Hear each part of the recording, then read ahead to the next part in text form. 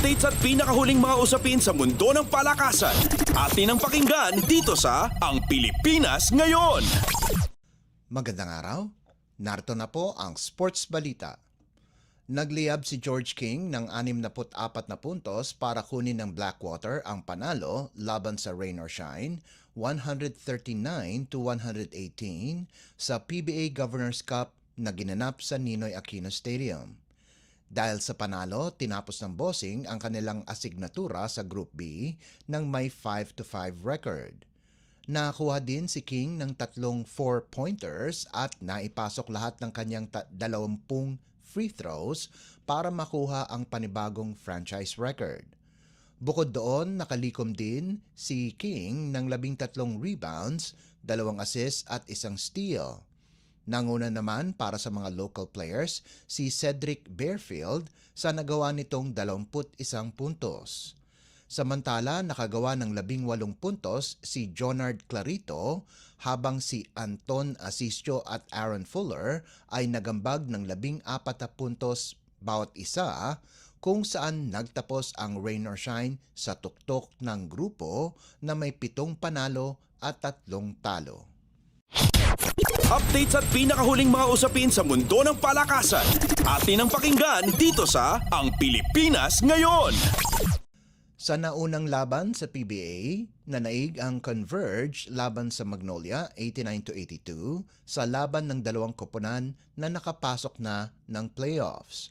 Ito na ang ika-4 na sunod-sunod na panalo ng Fiber Xers kung saan nagtapos ang koponan sa ikatlong pwesto sa Group A ng 2024 PBA Governors Cup pagkatapos nakalikom ng 6-4 record sa elimination round. Makakatapat ng Converge ang San Miguel Beer sa Best of 5 Quarterfinals Series na number 2 seed sa Group B. Samantala, ang Hotshots ay nasa pang-4 na pwesto at magtatapat sila ng top seed na Rain or Shine.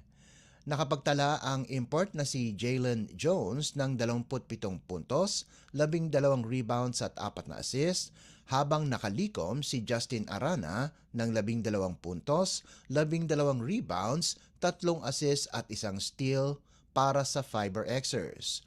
Nagtapos naman ng may tig 11 puntos sina Calvin Abueva at Peter Alfaro para sa All-Filipino Magnolia.